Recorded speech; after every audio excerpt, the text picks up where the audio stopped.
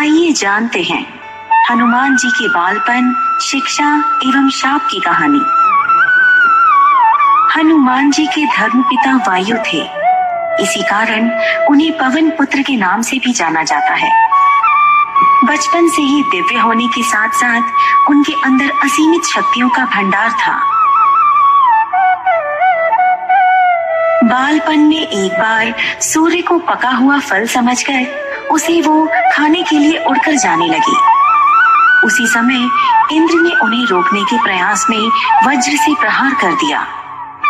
वज्र के प्रहार के कारण बालक हनुमान की ठुड्डी टूट गई और वे मूर्छित होकर धरती पर गिर गए। इस घटना से कुपित होकर पवन देव ने संसार भर में वायु के प्रभाव को रोक दिया, जिसके कारण सभी प्राणियों में हाहाकार मच गया। वायु देव को शांत करने के लिए अंततः इंद्र ने अपने द्वारा किए गए वज्र के प्रभाव को वापस ले लिया। साथ ही साथ अन्य देवताओं ने बालक हनुमान को कई वरदान भी दिए। यद्यपि वज्र के प्रभाव ने हनुमान की ठुड्डी पे कभी न मिटने वाला चिन्ह छोड़ दिया। तदुपरांत जब हनुमान को सूर्य के महाज्ञानी होने का पता चला तो उन्होंने अपने शरीर को बड़ा करके सूर्य की कक्षा में रख दिया और सूर्य से विनती की कि वो उन्हें अपना शिष्य स्वीकार करे। मगर सूर्य ने उनका अनुरोध ये कहकर अस्वीकार कर दिया कि चूंकि वो अपने कर्म स्वरूप सदैव अपने रथ पे भ्रमण करते रहते हैं, अतः हनुमान प्रभावपूर्ण तरीके से शिक्षा ग्रहण नहीं कर पाएंगे। सूर्य देव की बातों से विचलित हुए बिना हनुमान ने अपने शरीर को और बड़ा करके अपने एक पैर को पूर्वी छोर पे और दूसरे पैर को पश्चिमी छोर पे रखकर पुनः सूर्य देव से विनती की और अंततः हनुमान की दृढ़ता से प्रसन्न होकर सूर्य ने उन्हें अपना शिष्य स्वीकार कर लिया। तदुपरांत हनुमान ने सूर्य देव के साथ निरंतर भ्रमण करके अपनी शिक्षा ग्रहण की।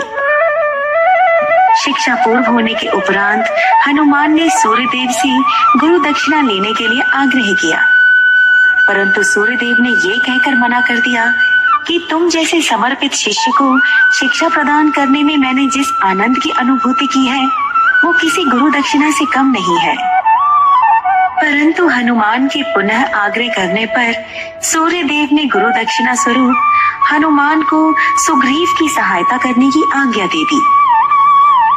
हनुमान के इच्छानुसार सूर्य देव का हनुमान को शिक्षा देना सूर्य देव के अनंत, अनादि, नित्य, अविनाशी और कर्म साक्षी होने का वर्णन करता है।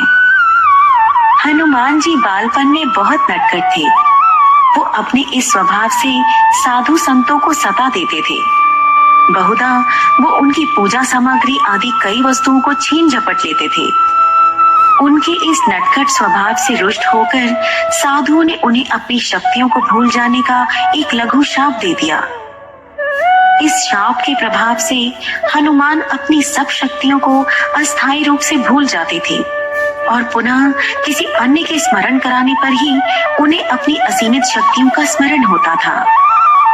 ऐसा माना जाता है कि अगर हनुमान शाप रहित होते तो रामायण में राम रावण युद्ध का स्वरूप पृथक ही होता। कदाचित वो स्वयं ही रावण सहित संपूर्ण लंका को समाप्त कर देते। दोस्तों, ऐसे ही और आध्यात्मिक कहानियों को सुनने के लिए मेरे चैनल को सब्सक्राइब करें।